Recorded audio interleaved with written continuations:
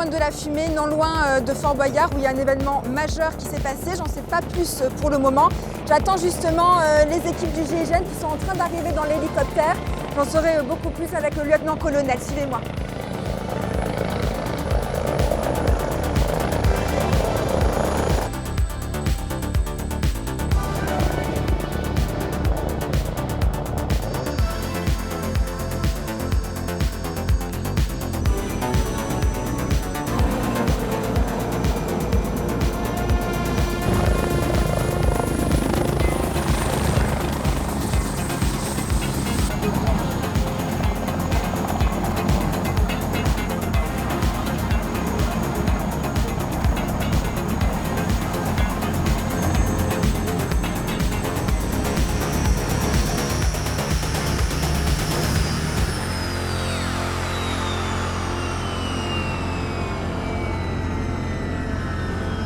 Je suis en tenue, le lieutenant-colonel Cédric m'a rejoint, c'est vous le patron des forces d'intervention.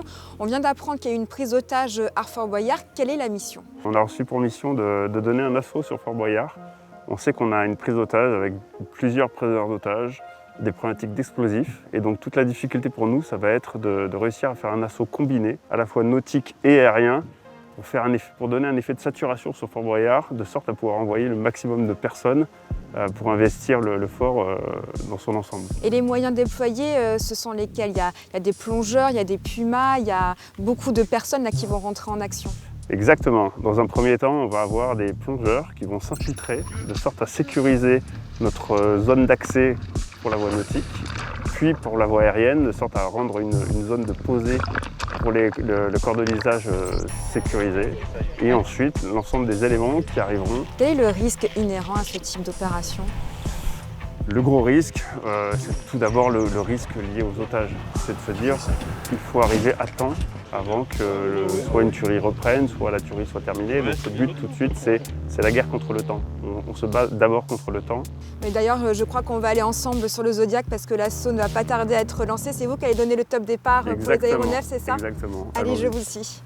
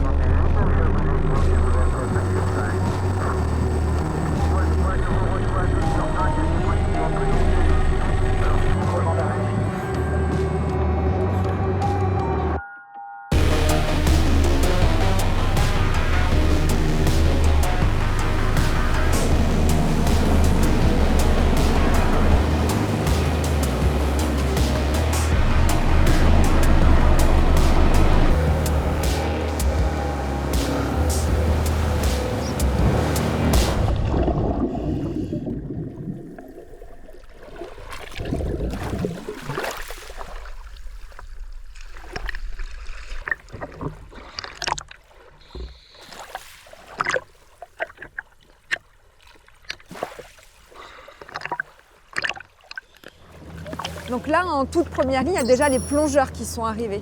Donc là, les plongeurs sont en train d'arriver, effectivement. C'est difficile pour eux d'arriver sur ce type de site?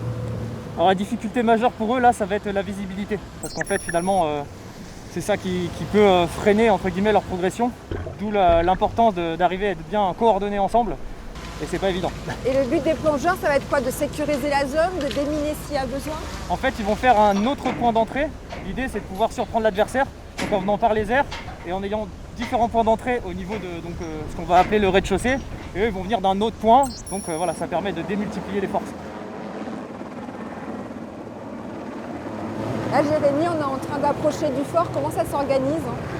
Alors là, c'est un assaut combiné, ok, avec le bateau, les hélicos et les plongeurs.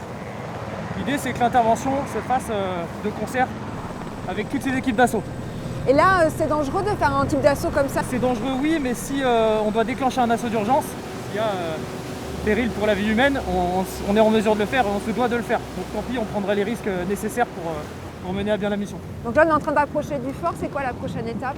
Donc la prochaine étape, c'est qu'on va monter jusqu'à la porte, on va breacher la porte pour être en mesure de rentrer à l'intérieur et de débuter l'investigation. On y va.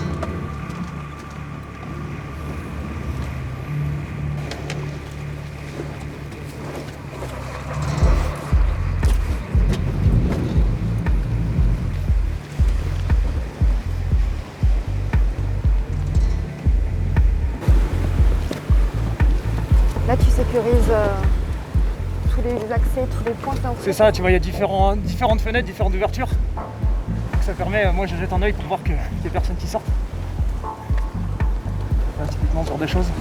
Et là, la prochaine étape? Donc là, la porte elle est fermée, donc on va devoir l'ouvrir. Donc là, l'idée c'est de poser une charge explos sur la porte afin de faire une brèche et de pouvoir rentrer. Donc là, il y a un opérateur, qui est ce qu'on appelle un EFRAC, qui va poser son concept pour pouvoir ouvrir la porte. Donc toujours sous protection du bouclier, au cas où quelqu'un viendra à sortir. Là, il vient poser sa charge. Ensuite, on va reculer un petit peu dans l'escalier. Là, on déclenchera et on donnera l'assaut. Et une fois que la porte explose, il se passe quoi? Là, une fois que ça explose, on rentre à l'intérieur, on prend pied et on découvre la situation. Donc là, on recule. Hein. Là, on va reculer. On met le casque? Ouais, on peut mettre le casque. Donc recule bien, viens jusque derrière moi.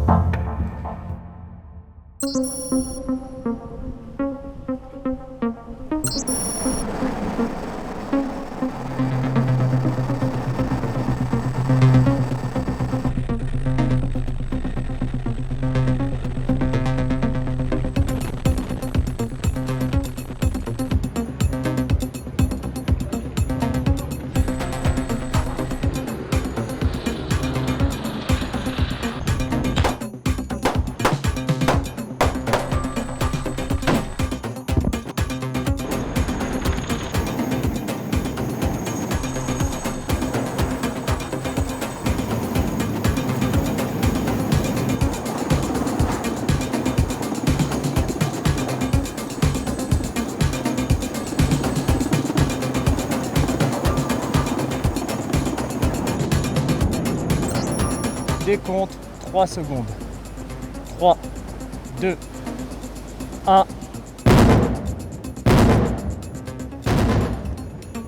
Top action, top action!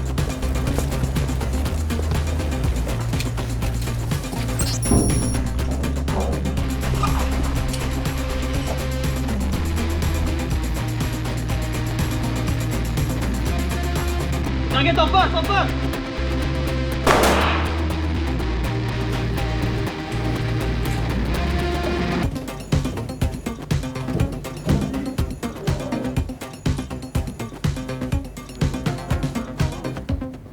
Viens vers moi. Jérémy, maintenant qu'on a récupéré l'otage, c'est quoi la suite? Donc l'idée là, c'est d'aller fouiller les autres pièces du fort afin de vérifier qu'il n'y ait pas d'autres otages qui soient retenus. Donc là, le but, c'est vraiment d'aller explorer tout le fort? C'est ça, on va tout fouiller.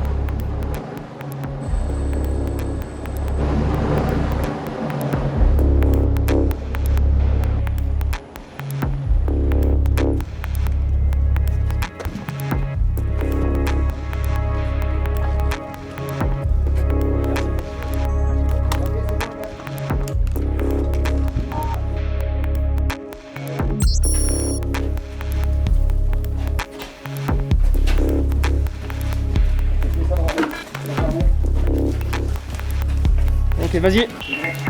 Là, vous fonctionnez toujours à 4 pour vérifier ce qui se passe? On peut être plus nombreux. Là, on n'a pas trop le choix parce que forcément le fort il est grand, donc il y a du monde un petit peu partout. Ok. Là, je vois que vous regardez partout. Ouais, en fait, moi je fais ce qu'on appelle une sécurité arrière. Ce qui fait que si quelqu'un revient dans notre dos, moi je suis en mesure de traiter.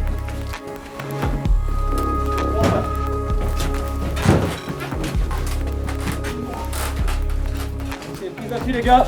Bouclier, tu les proches.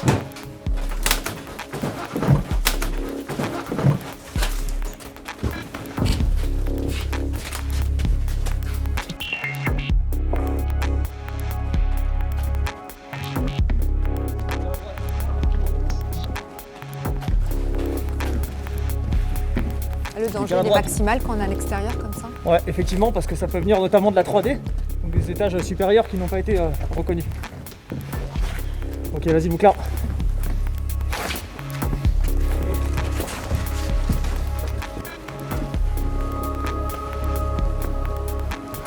C'est bon, c'est bon. La zone est sécurisée là? Ouais, donc le rez-de-chaussée est sécurisé. Maintenant, on va aller dans les autres étages pour fouiller les autres pièces.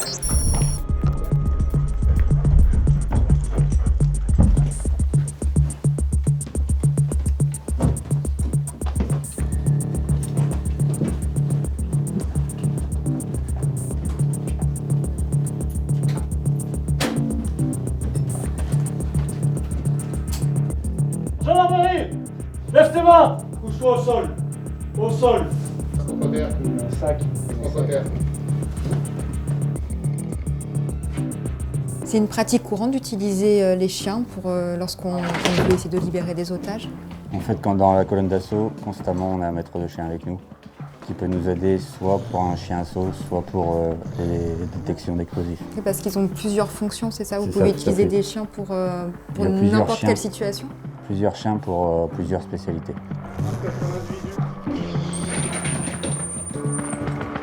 Et c'est quoi ces spécialités?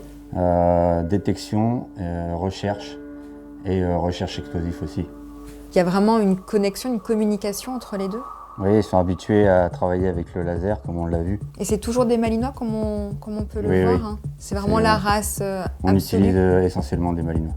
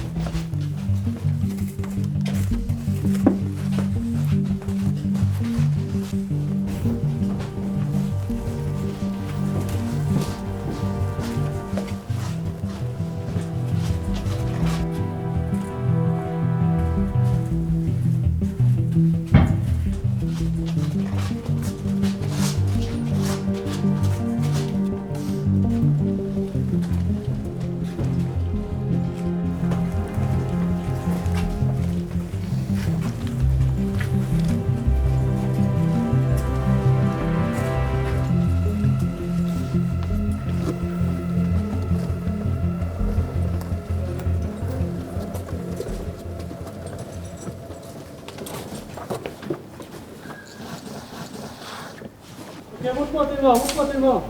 Viens vers moi. Là, ils ont récupéré un dernier otage maintenant. Ah, il semblerait qu'on a récupéré un otage.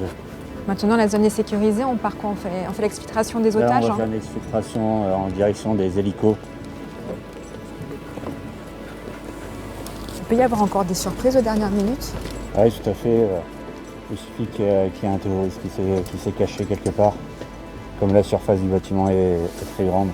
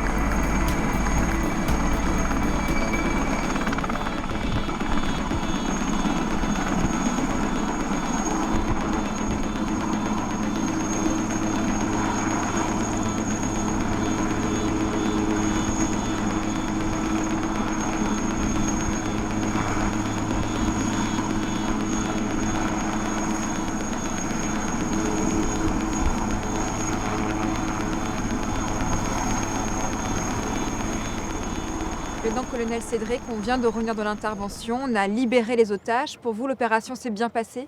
L'opération s'est très bien passée, elle a été réussie. Les otages sont sains et saufs. Les preneurs d'otages ont été interpellés. Nous n'avons pas de blessés.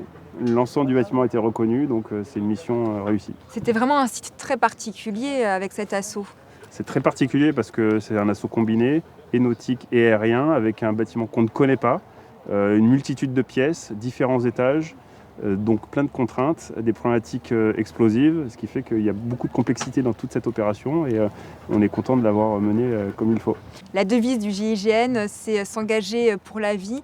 Et là, on voit qu'il n'y a pas eu de morts, pas eu de blessés aujourd'hui. C'est exactement ça, c'est vraiment ce qui nous caractérise et ce qu'on met et qu'on s'efforce à travailler tous les jours, c'est vraiment s'engager pour la vie, pour sauver des vies.